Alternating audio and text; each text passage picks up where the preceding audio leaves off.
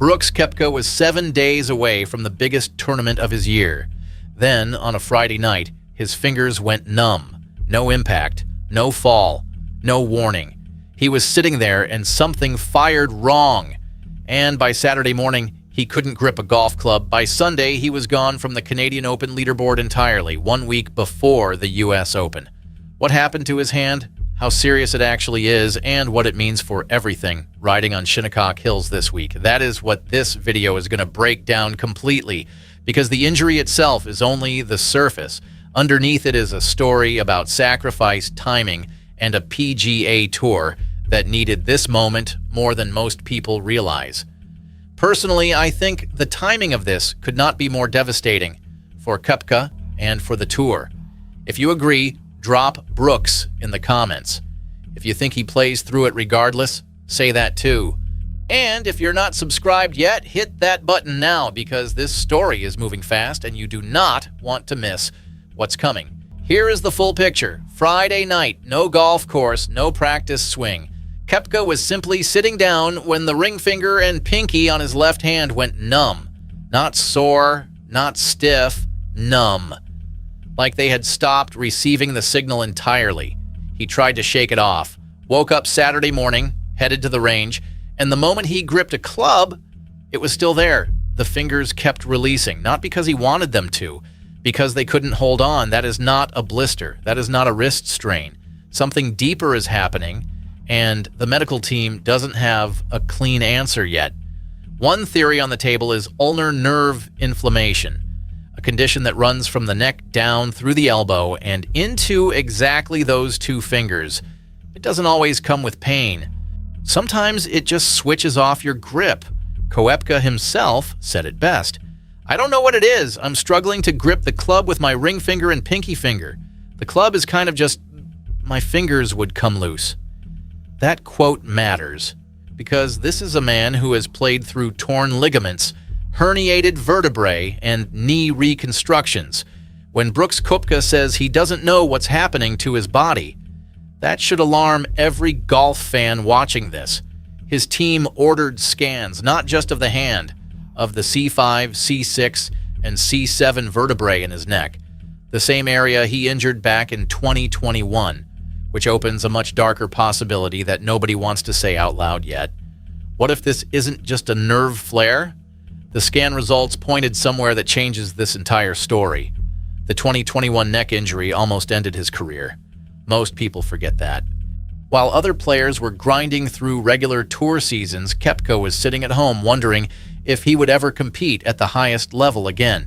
He fought back, won the 2023 PGA Championship with a body that wasn't fully right, showed up every single time the pressure was highest. That history is exactly why his medical team isn't taking chances. When you have already herniated vertebrae in that region once, a nerve issue running into your grip hand is not something you wave off with ice and painkillers. You scan everything. You rule out the worst before you assume the best, and the worst in this case would mean the problem isn't in the hand at all.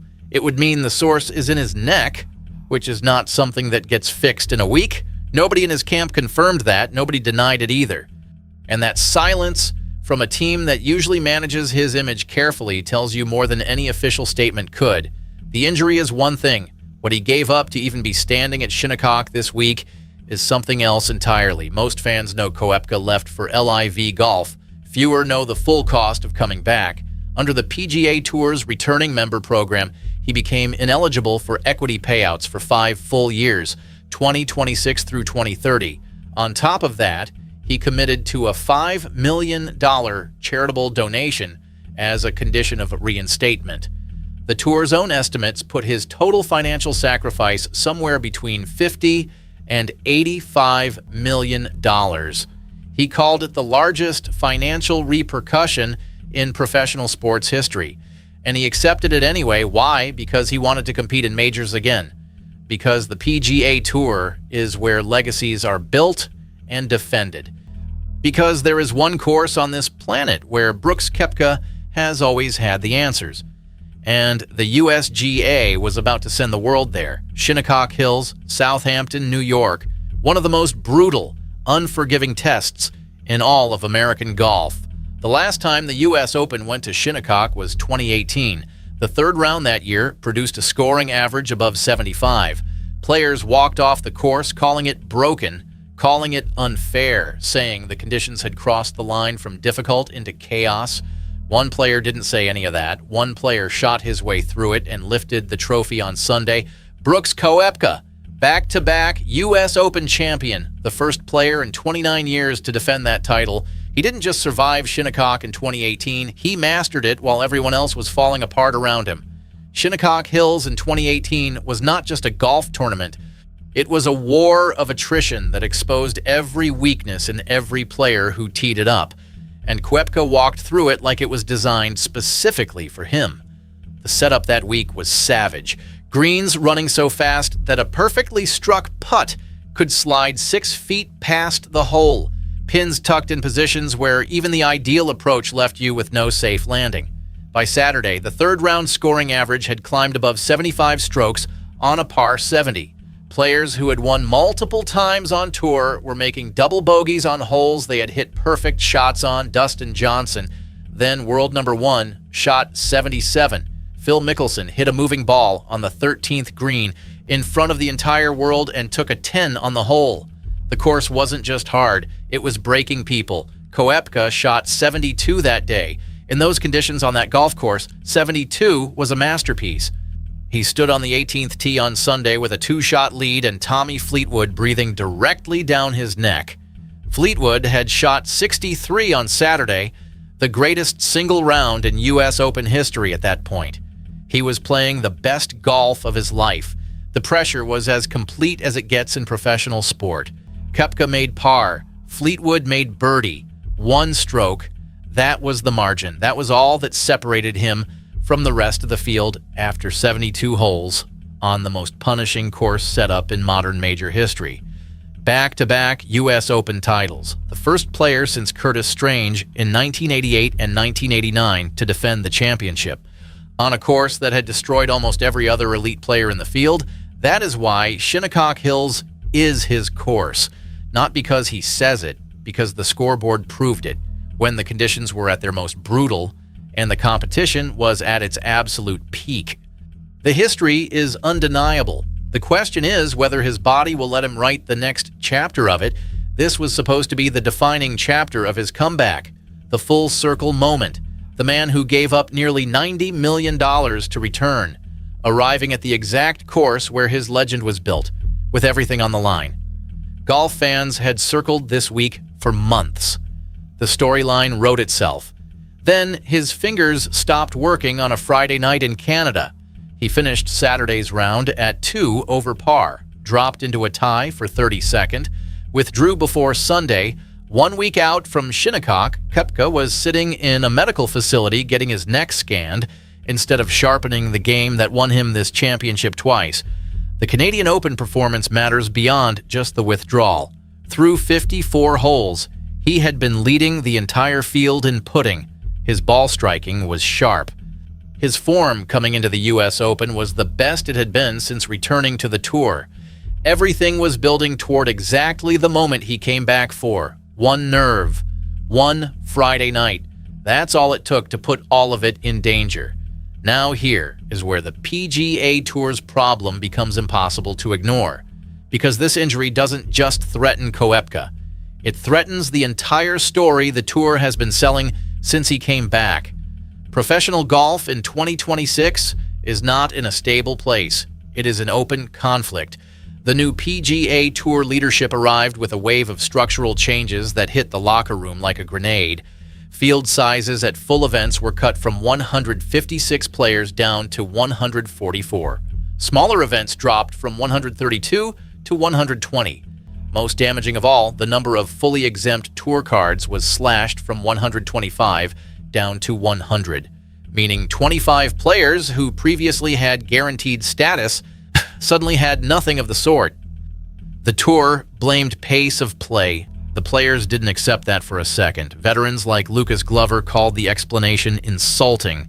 Major champion Matt Fitzpatrick said publicly it was pathetic, that pace of play comes up every single year and nothing ever changes. That anger was already sitting in the locker room before the bigger fight arrived.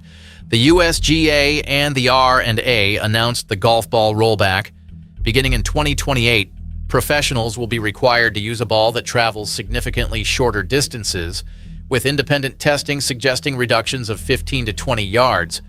Justin Thomas called the decision selfish and bad for the game. Bryson DeChambeau called it the most atrocious, uninspiring thing you could do to professional golf. The sport's biggest names went to war with the people running it, publicly, repeatedly, without apology. Inside all of that chaos, Koepka's return was supposed to be the one clean, positive narrative. The returning member program was not built as general policy. It was built around one player, one story, one moment. Koepka was the proof of concept that elite talent could leave and come back, that the PGA Tour was still the home of the game's greatest champions. His comeback was their answer to every critic who said the tour was losing its grip on professional golf.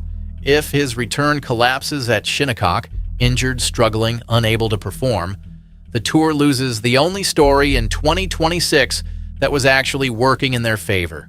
Most players, when they cannot grip a golf club properly, do not show up to the U.S. Open. They issue a statement, they protect their ranking, they wait for the next major. Brooks Koepka is not most players, and his entire career is the evidence.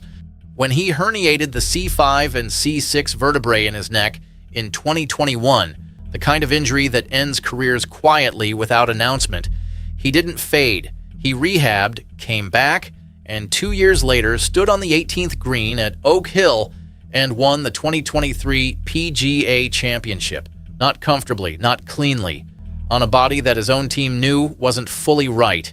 He has spoken about it openly.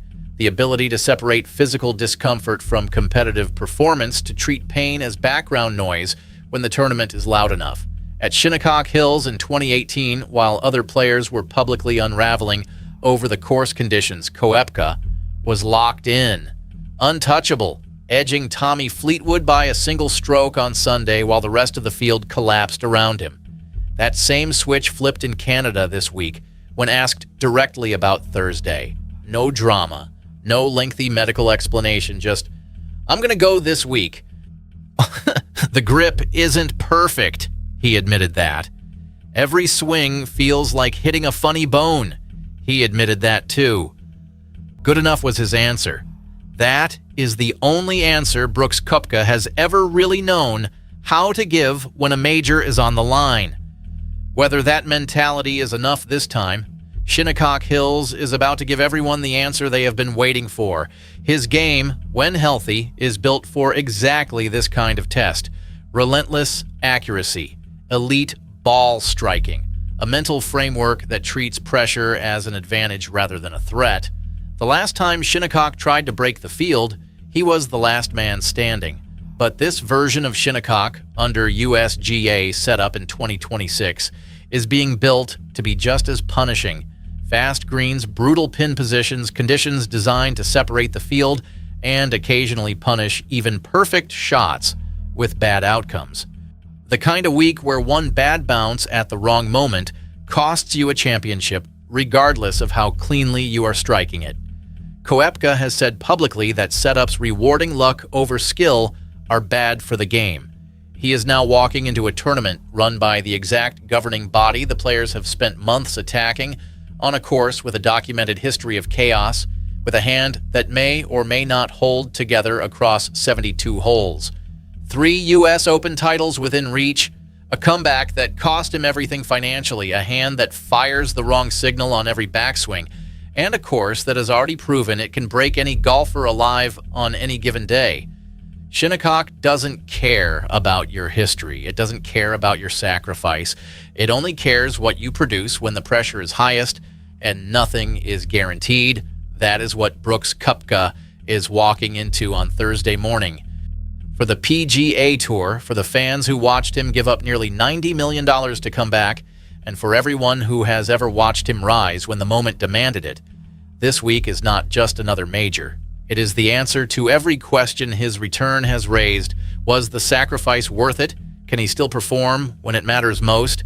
Does Brooks Koepka still have what Shinnecock demands? Nobody knows yet. Not his medical team, not the tour, not even him. But Thursday is coming, and Shinnecock Hills has never once cared who arrived with a great story. If you think Koepka plays through this and wins his third U.S. Open title, drop 3 in the comments right now. If you think the injury is too much and Shinnecock finally gets him, say that too. This is the most compelling storyline in golf this week, and I want to know exactly where you stand. If this breakdown landed for you, hit subscribe, because when that final round comes, you are going to want to be here for it.